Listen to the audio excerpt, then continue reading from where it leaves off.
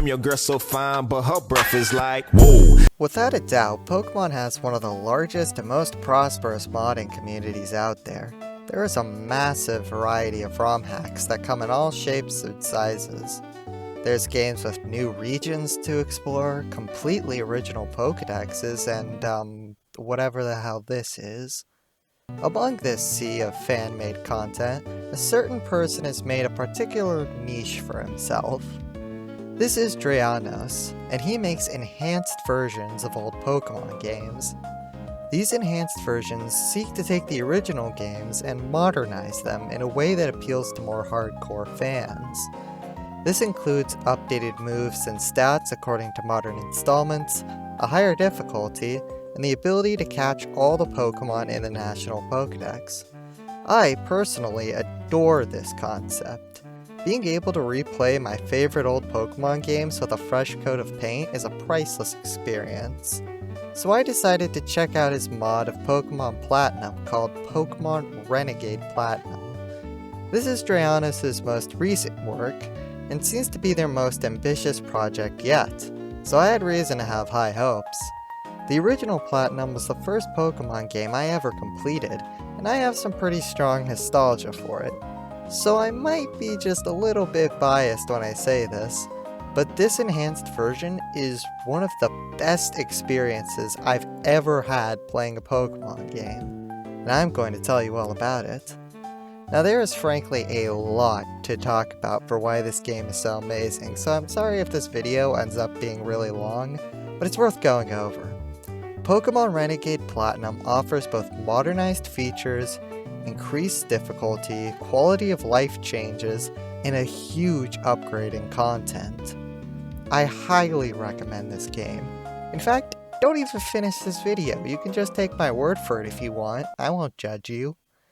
But I suppose I'd make a better case for it if I actually explained what makes this game great. Oh well, here we go. One of the more mundane but important elements of this mod is the updates to old Pokemon and moves to resemble the modern games. The Pokemon in this game have had all their abilities, stats, and typing updated to what they are in Ultra Sun and Ultra Moon. This even includes the new Fairy type, which replaces the triple question mark that was only used for Curse. But it's not just the Pokemon. The moves themselves have also been updated, and on top of that, many moves from the later games have been modded into this game, with their own animations as well, most notably Scald and the many Fairy type moves. And the TMs, like in the new games, are indefinite. Well, I mean, you get 99 of them, but like, come on, that's basically infinite. Now here is a feature that I didn't mention before, and it's a real kicker. On top of the changes mentioned before, Renegade Platinum makes completely new changes to the Pokemon to increase their viability. Pokemon have had their stats, abilities, move pools, and sometimes even typing adjusted to make them more worth putting on your team in a playthrough. Many Pokemon that were previously difficult to use in a playthrough are actually capable of putting in serious work now. I'll go over a few of my favorite examples so you know what I mean. Here is Luxray. Luxray is one of the coolest looking Pokemon, and a fan favorite of this generation, but in-game he's kind of bad. Being a physically oriented electric type is not a recipe for success, especially in a generation where Wild Charge doesn't exist, and your strongest physical electric move is Thunder Fang. Even 10-year-old me could tell that Luxray was not exactly playthrough material, and I have never completed a game with him in spite of the fact that he's one of my favorite Pokemon. That is, until this game. Feast your eyes on Luxray's new secondary dark typing, giving him a stab crunch that can actually take advantage of that attack stat. What's more, Wild Charge has been brought over to this game from Gen 5, but with a buffed base 100 power. And if that weren't enough, at level 48, he gets access to the amazing priority move Sucker Punch. making him seriously valuable near the end of the game. Luxray in this game has been transformed from a mediocre Route 1 Mon to a powerful Mon that is consistently useful throughout a playthrough. Are you not sold yet? Let's talk about another one. Flygon is another one of my favorite Mons, but his in-game stats leave something to be desired. Flygon has had the reputation of a poor man's Garchomp ever since Gen 4. Both Flygon and Garchomp have the same type and relative stat spread, but Garchomp beats Flygon in every single stat except for special attack, in which they tie. Flygon has nothing on Garchomp barring a ground immunity and U-turn. But all of that changes in this game. Flygon now has the never-before-seen Bug Dragon typing, which is actually kind of a downgrade, but in exchange, he's been given the prized pseudo-legendary status that Garchomp has, with stats that favor special attack instead. On top of this, he received the incredible ability unique to the bugs, Compound Eyes. This ability allows Flygon to use moves like Dragon Rush, Stone Edge, and Hurricane with reliable accuracy. Flygon is finally out of Garchomp's shadow, and has become some serious top-tier material of his own. A lot of Pokemon have had a variety of changes like this, so there's no way I could summarize them all for you. So if you want to learn more, the data is available in the documentation. For the most part, I really like all of the changes made, but I think some go a little overboard. Mawile comes to mind here. Mawile is literally Mega Mawile, but with only 10 less attack, defense, and special defense. And that's with a free item slot to boot, by the way. Good lord, what about that is okay? But like I said, for the most part, I really like the changes. This feature is very nice in a game with this difficulty level where it's hard to justify having mediocre Pokemon on your team. The buffed roster of Pokemon means that there's a much larger pool of Mons that can hold their own for both you and the enemies, especially when combined with the expanded Pokedex. But hey, let's say for whatever reason you don't want this feature. No worries, it's entirely optional. You can play the classic version, where the only changes are the ones that reflect the most recent installments. But you would be missing out, because this is a great feature.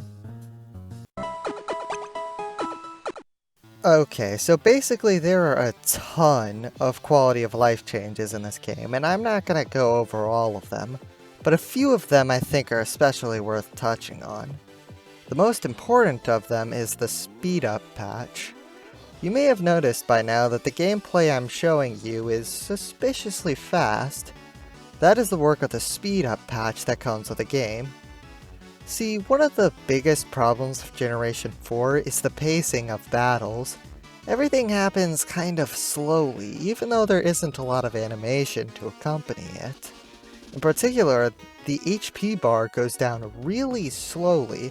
It only gets slower as HP stats get higher, which can lead to things like this happening.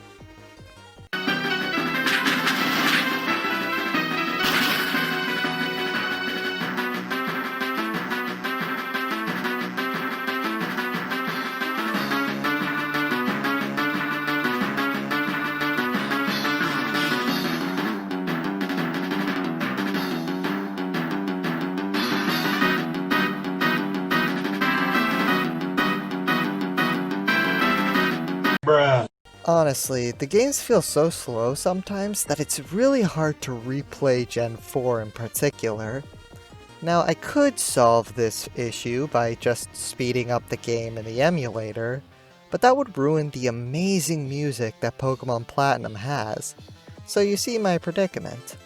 But, peace be upon him, our Lord and Savior Drayanos has blessed us with the speed up patch. The speed up patch does 3 things for the game. Firstly, it causes all text to scroll instantly. Secondly, it removes the long HP animation. Thirdly, it removes the 30 frames per second cap of the original game and allows it to go to 60 FPS. What this means in practice is that the game runs at twice the speed while leaving the music unaffected. This also means that you can enjoy the benefits of faster gameplay on the original hardware, provided you have a flash card, of course. Honestly, this feature is like single-handedly the best reason to play this game. I'm not even joking, it feels so much better like this. Battles and cutscenes are way faster, and you can just zoom right through dialogue if you want to. This patch turns one of the worst paced generations into the best paced one. Alright, that's enough of me gushing though, I have to move on. The need for HMs has been mostly eliminated. HM roadblocks are one of the most outdated and annoying mechanics of the old Pokemon games, and Sinnoh is especially guilty, having a whopping 8 total HM moves, with 6 being required to complete the game. The need for HMs is drastically reduced in this game, such that only Surf, Waterfall, and Rock Climb are needed to progress. Which is nice, since Surf and Waterfall are actually useful in battle, while Rock Climb was given the rock typing to make it useful as well. Additionally, the stat changes from natures are now displayed in-game so you can see what effect your nature has on your Pokemon without having to look it up. Nice. The game also has a modified shiny rate of 1 in 5,012, which is still very rare, but not as absurdly rare as the original 1 in 8,000. Lastly, as you may have also noticed from the gameplay, the sprites of Pokemon have been updated to their Heart Gold Soul Silver counterparts, with a few exceptions. This is great because the sprites in Heart Gold and Soul Silver generally look significantly better than the original Sinnoh games. All of these changes greatly contribute to the experience of the game, especially the speed up patch. And it doesn't even stop there, but you don't want to hear me list out everything, so I'm just gonna leave it at that and move on. Alright, so before I appraise the difficulty of this game, let me make it clear how I like to play Pokemon games. I play on Shift mode instead of Set mode, but I also don't use items in battle because I think they're cheap. I also don't use the EXP share or the Lucky Egg. So now we've got the context for my perspective here, let's talk about the difficulty. Like I said before, this game is more difficult than the original game. Like, a lot more. Every single gym leader has a full party of 6, seemingly based on their teams from the Battleground in the post-game, or the Pokemon World Tournament of Black and White 2.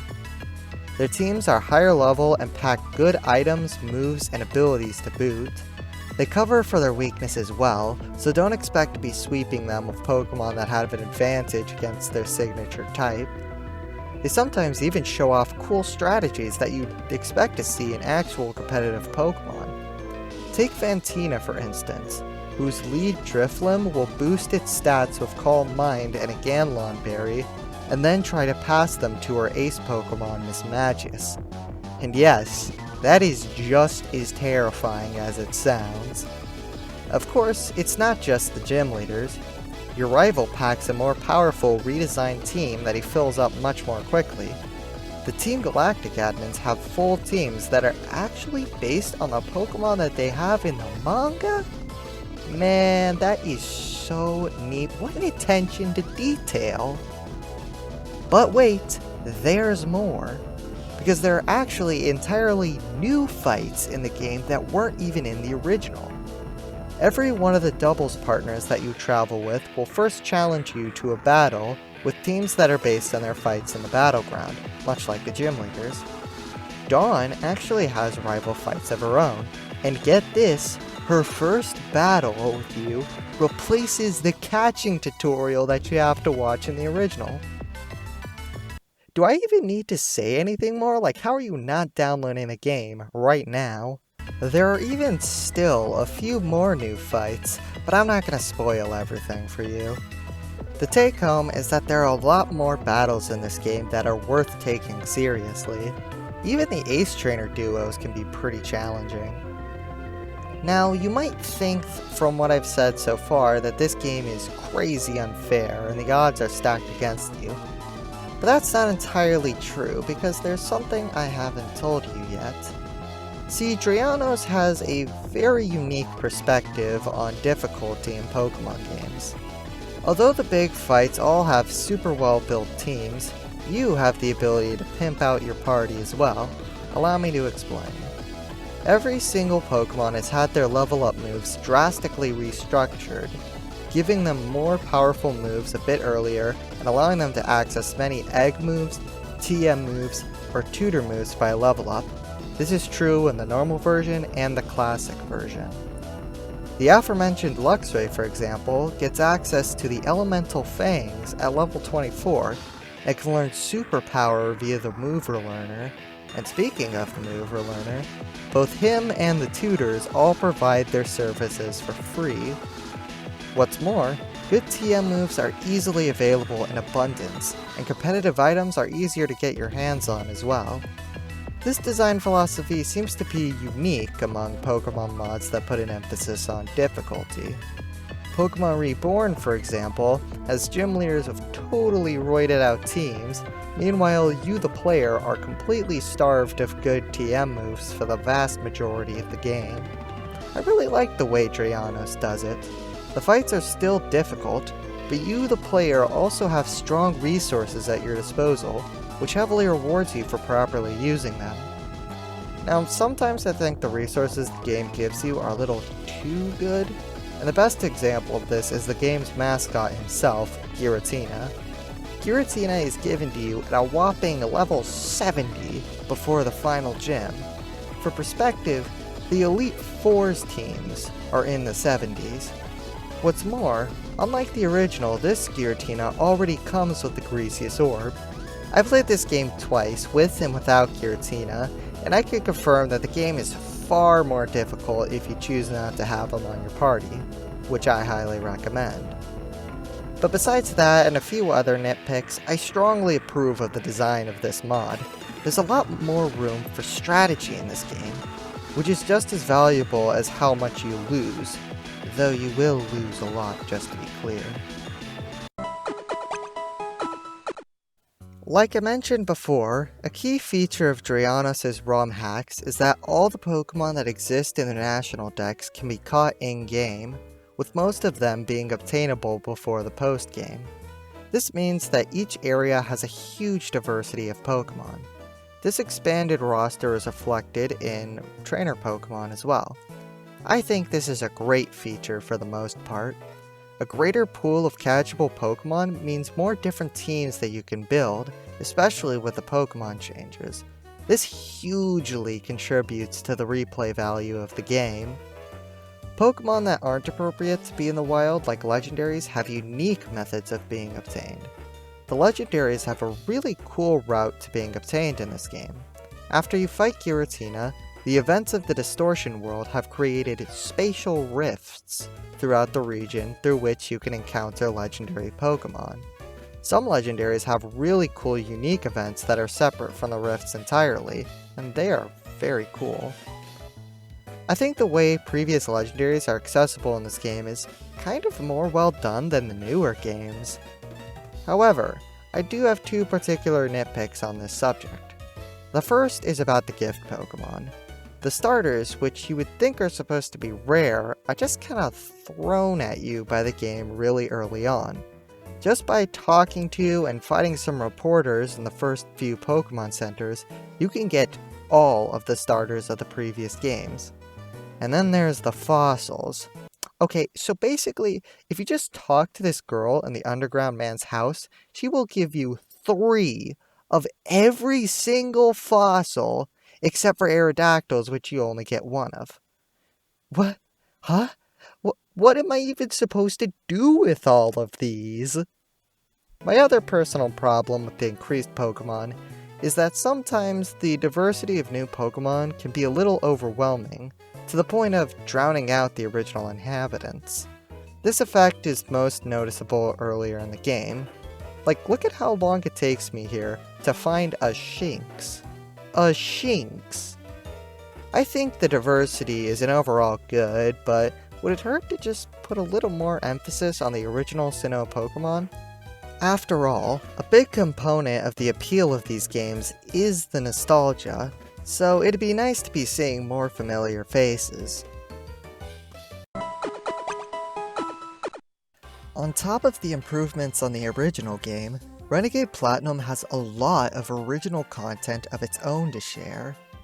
There's the aforementioned new fights and routes to catching the legendaries, and there are also new NPCs which can be encountered, such as Steven Stone in Orberg City.